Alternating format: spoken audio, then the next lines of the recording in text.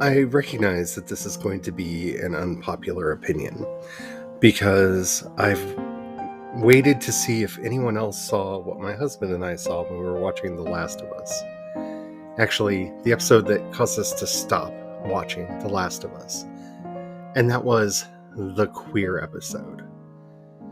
That apparently everyone but us is okay with, and we found extremely problematic to the point where we stopped watching the show. So, yeah, let's talk about that on today's episode of Project Shadow. Can you hear me? I have something to say.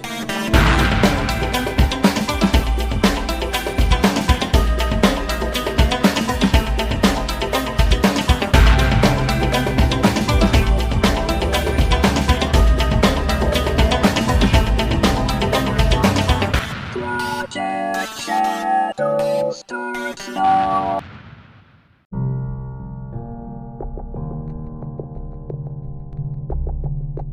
Hello, my name is Charlie, and I am a non-binary sci-fi fantasy writer. And so, right off the bat, I have to say that this will contain spoilers for that one episode of The Last of Us, and will touch on very sensitive topics such as self-harm and consent and, the unaliving of oneself. So if those topics are hard for you, this may not be the episode for you, and I'm sorry, and we'll get to other content later.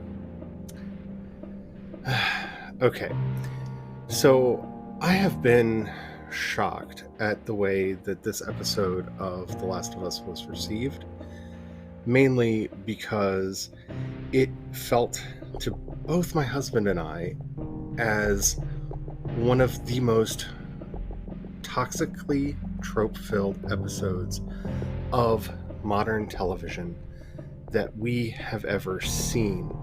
That it did not treat its queer characters well, and that it just was upsetting and offensive in so many ways. And I have to say right up from the gate, I have not played the game. I have talked to several people who have, and they assure me that at least one of these characters is still alive in the game, and that they did not do this, that this particular series of events is something peculiar to the show and not the game. If that's true, great, but I have not played the game. I'm not going to be talking about the game. I am just talking about this show and how it treated these characters. Okay, so the tropes. The first one that really upset me and I am really tired of is the idea of, well, that person can't be gay. They obviously are not gay because they're conservative. Like, all queer people are a monolith. And it really plays off of this early on in that we meet Nick Offerman's survivalist MAGA character, and we are led to believe that they are, of course, straight because he's a MAGA survivalist. And well, I would like to say that all queer people are enlightened and wise and filled with wisdom and light. That's not true. This idea that we are supposed to be surprised that his character is queer because they are conservative means that the showrunners and the writers are assuming that the audience is so homophobic that they believe that all queer people are, in fact, a monolith, and that this deviation from that monolith is somehow surprising that a queer person would want to be a hunter, that a queer person would be conservative, would not be fashion forward, would not be fit and trim, all of those things. And it's tiresome. And I'm just over it. But that's not where my problems with this character and this characterization end.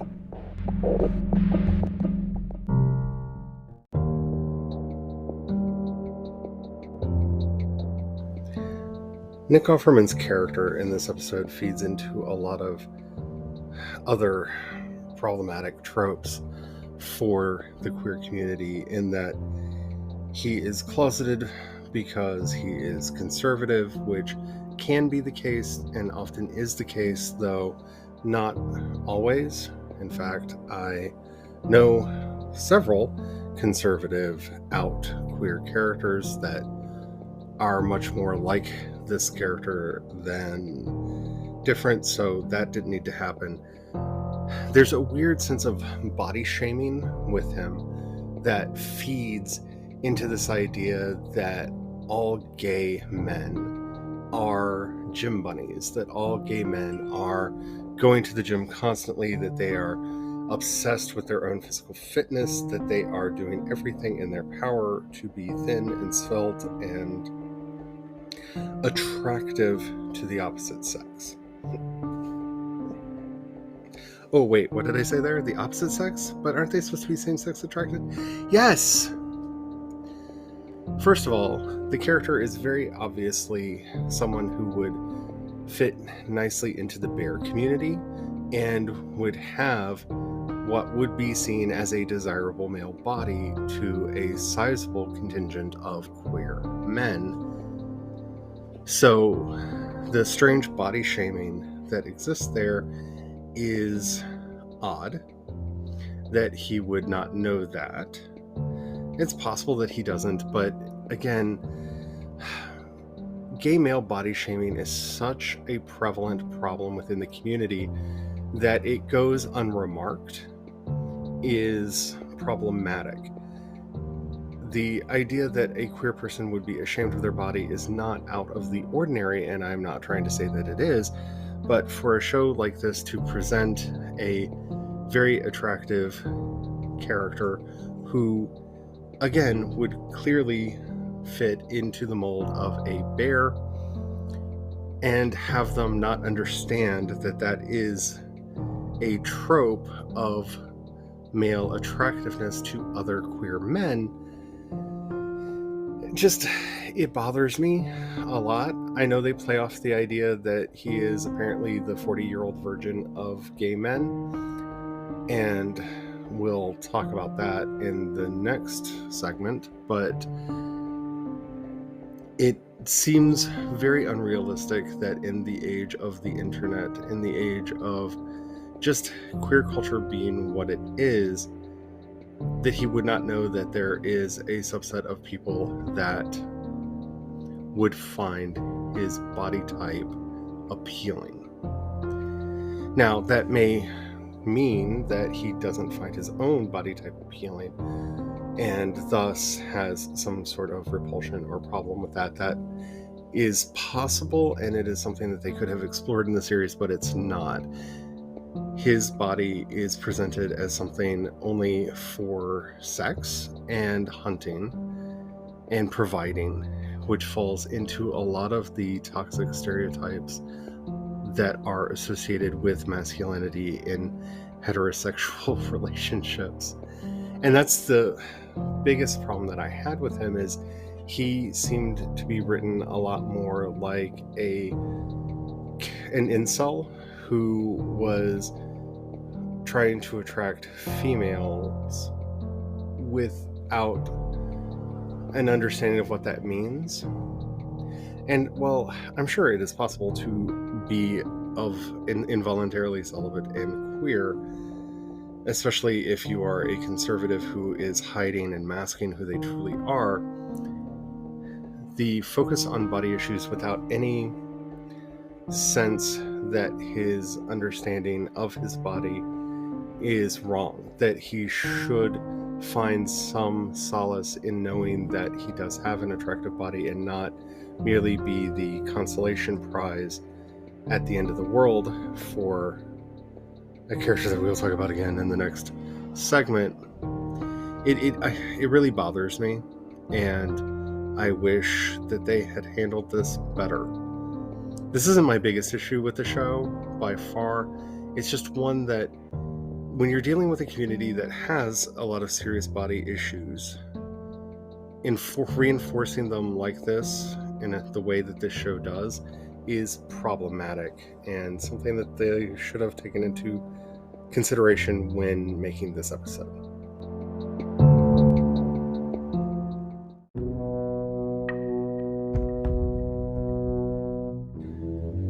The third trope is, to me, where I first checked out of the series, and that is the predatory nature of his partner.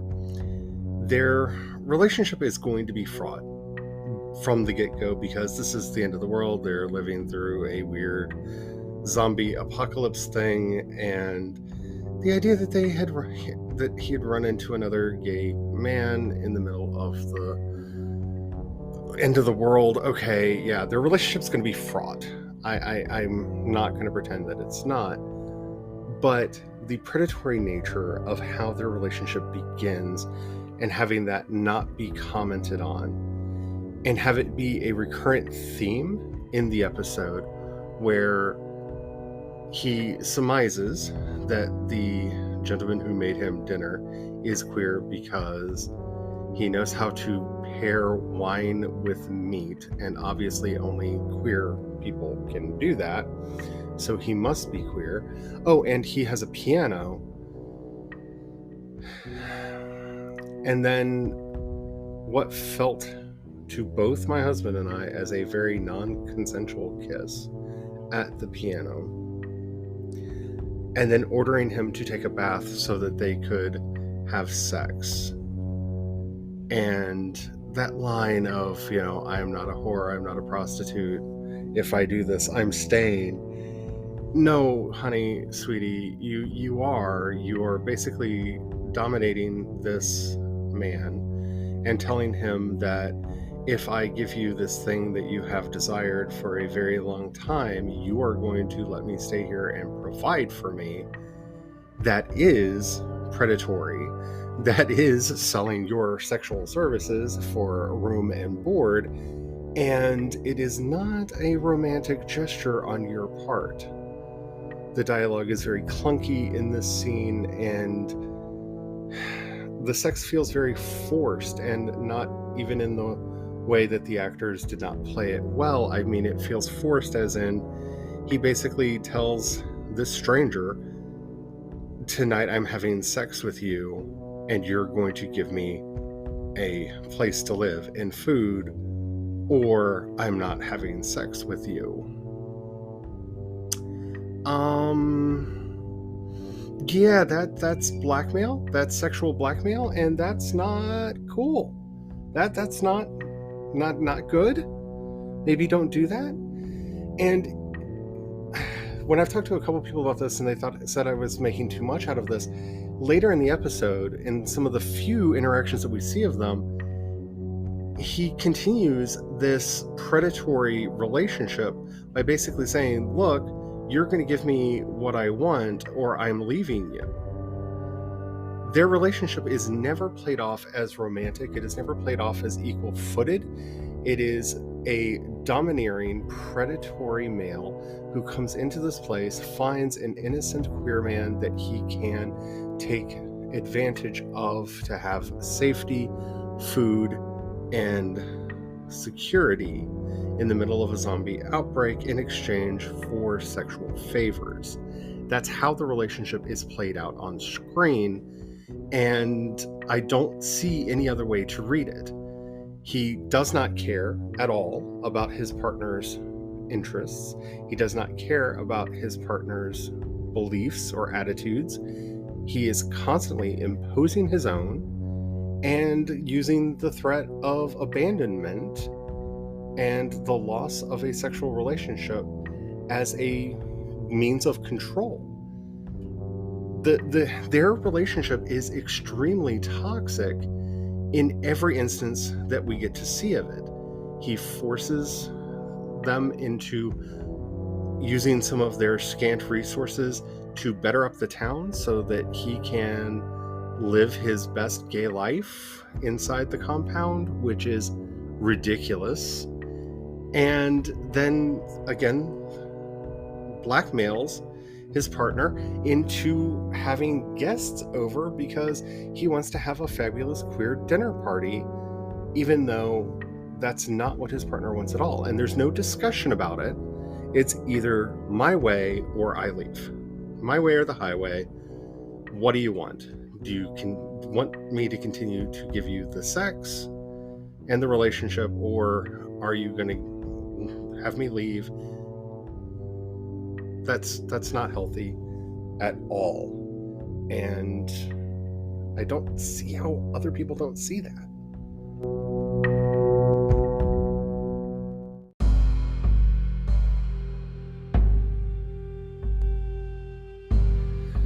Trope 4 is the most harmful one in this entire episode, and the fact that I have seen it so celebrated is upsetting. We see a toxic queer relationship that is based on a non-consensual sexual encounter that is turned into a domineering relationship throughout the course of the episode that then ends with this idea that self-harm and unaliving is romantic. And I can't with that. I can't with that. The queer community has a huge problem with self-harm and the ending of one's life because of the systematic oppression and homophobia and transphobia that exists in the wider community. And to make ending life romantic is extremely problematic. Like, this is somebody who did not understand that Romeo and Juliet was a tragedy, not a romance. This is someone who is still like riding that Sex Pistol wave and thinking that an abusive relationship that ends in murder and self-unaliving is romantic. And that's the Sid and Nancy story, if you're not familiar with it. Sid Vicious abused his girlfriend for an extremely long time and then ended both of their lives. And no, this is not a romantic thing. This is not a romantic trope. There is nothing romantic about this idea of I am willing to unalive myself for you. And in a community that has serious issues with self-harm, to propagate a story like that is not an appropriate way to tell a story. It really isn't. And I keep going back to appropriate because I'm not saying that the episode should be banned. And if you're able to get past all this and still enjoy the show, more power to you. But there's a certain thing that you have to do if you want kudos for including queer representation that you need to get over before I give you kudos. And saying that two queer characters that are in an extremely toxic relationship where the victim of that toxic relationship willingly ends his own life because he can't stand losing the dominating member of that relationship is not it. That's not it. That's not the way to go with this. And again, I keep saying it over and over again. I don't understand why my husband and I are the only two people that I have seen talking about this. I've watched a lot of reviews of this episode. I've watched a lot of commentary on this episode. I've seen a lot of very positive comments about it. And no, it's not romantic at all. There's nothing romantic about this. It's Sid and Nancy all over again. It's Romeo and Juliet all over again. It's a tragedy. And if it were played off as a tragedy, then okay. I would probably have accepted this episode better. But that lingering shot out of the window at the end of the episode, which, we're going to be talking about that in the next segment, reframes everything that happened before it as, wasn't it romantic, wasn't it sweet that they had this toxic relationship together that ended in mutual unaliving? And that is not what I saw as an episode, as you can clearly tell by my description of it. And maybe if it were framed as a tragedy, if it were framed in the dark light that the storyline requires, I probably would not be here talking about how I did not like this episode, and probably talking about how I do enjoy the show, because I was enjoying the show until this episode, and I have not been able to watch it since. Because every time I think about it, I get mad and I get angry, and I just have to stop.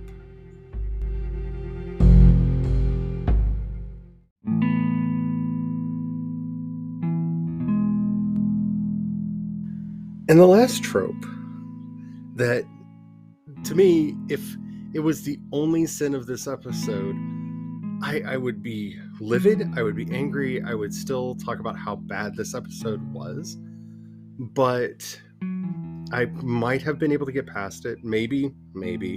I was able to do it with Buffy the Vampire Slayer and so many other shows. And that's this idea of, we've introduced these queer characters. Here they are in their very special episode. They're dead now. And not only that they're dead, not only that they were summarily executed in a way that was just not cute in any way, shape, or form, but that their death was somehow beneficial for the cis straight people in their lives. No, because that's the straw that breaks the camel's back. It's one thing to just do the straight up bury your gays trope, which is a trope that just needs to go away. I'm not saying that all queer characters need to be immortal, but when you only introduce a character to kill them off, and you introduce them and kill them off in the same episode, it would be one thing if the events of this story were broken up over the, I think, 3 episodes it took to get here, but it would still feel a little bury your gays at that point, but they would have at least been more than a footnote in the story. They exist. These queer characters exist. Their queer relationship, as toxic as it is, exists solely to be of benefit to the cis straight characters that are in the story. That's it. And I don't want to hear about, well, this character turns out to be bi or queer or whatever later on in the story. That won't make it better. That won't make it better. See, our protagonists, who play very little role in this actual episode, because it's kind of a bottle episode about the very special story about how romantic it is to unalive yourself, only really show up to show what a benefit queer people can be to them. And we should exist in our own right. Like, there's so much tokenism in the way that these characters are written and presented in the story that, again, I do not understand how queer audiences are okay with this show. And yeah, I may be overreading it, but not really. So why else do they exist? Their love story is tragic and abusive and problematic in so many ways, which we've already talked about. So there's that. And in dying, they were able to give all of the things that our protagonists needed to continue their quest. So yeah. What other point did they What other point did their suffering serve in the story beyond just making the life of the cis straight characters better? Nothing. They again, like I said, their relationship in and of itself was toxic. And yeah, it might be fun to see representation, but that representation has to be good.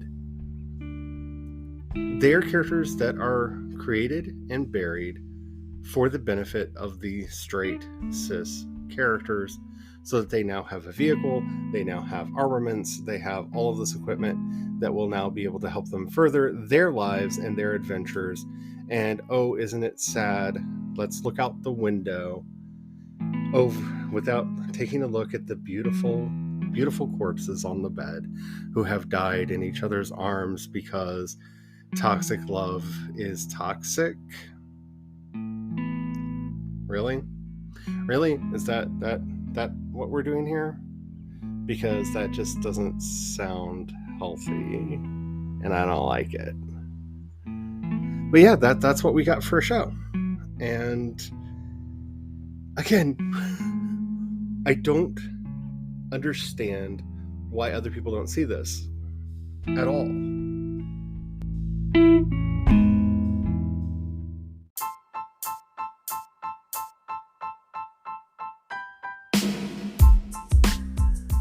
In the end, and I feel like a broken record with this, but I don't understand why this show got away with this. I really don't. Is it because of Nick Offerman? Pedro Pascal? Why? If any other show had combined all of these tropes together and put it out, it would have created an uproar. And rightly so. These are extremely toxic ways of viewing and telling stories about the queer community. And this show got away with it. It's not surprising that straight audiences would not have a problem with this episode, because it's Brokeback Mountain in the zombie apocalypse, basically. Which is also a toxic story that is not good for queer people. But I don't see why queer creators are talking about this episode in a positive light. Because, yeah, Brokeback Mountain may have had an effect on how cis straight audiences viewed queer people.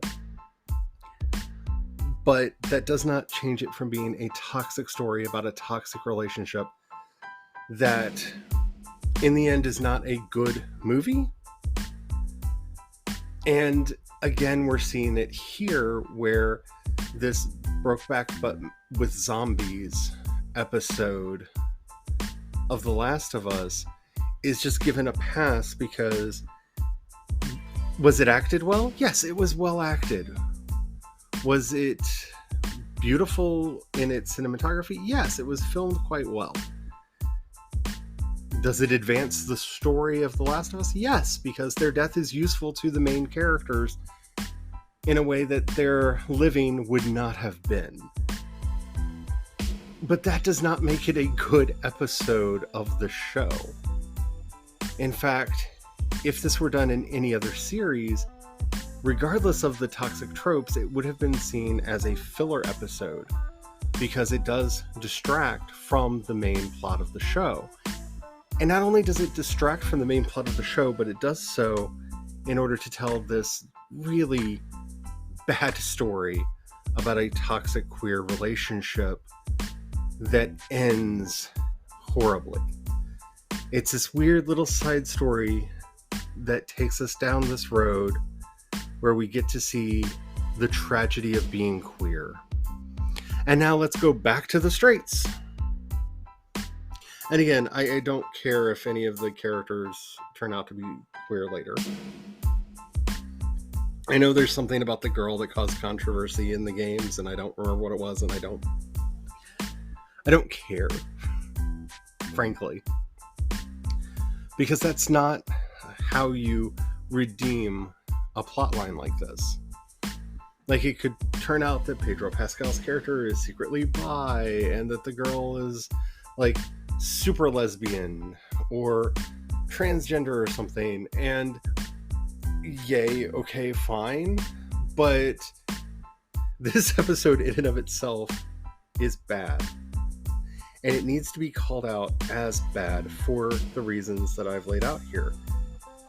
And it's not that I'm unwilling to discuss this. I've watched so many reviews of this episode and so many commentary videos on this episode trying to figure out how I'm seeing it wrong. And they're all just like, oh, so mutual unaliving is romantic. And no, it's not. It never has been, and it never will be. Ed, please make it stop. Please make it stop. Alrighty. I hope that this episode is not how I end my career, but I just had to say something. I kept waiting and waiting, because I was like, surely someone will see it. I can't be the only one. And I don't think I'm the only one. I'm probably in the minority here, because people are willing to forgive a lot for representation, but this was too much for me to let pass. So on that note, thank you for listening. I hope you enjoyed the episode. You can find more at projectshadow.com, including my new book, The Shadow Phoenix Saga, which is being serialized over there. Book Zero Raid is currently coming out. Thank you so much for listening, and don't forget to have the fun. Bye.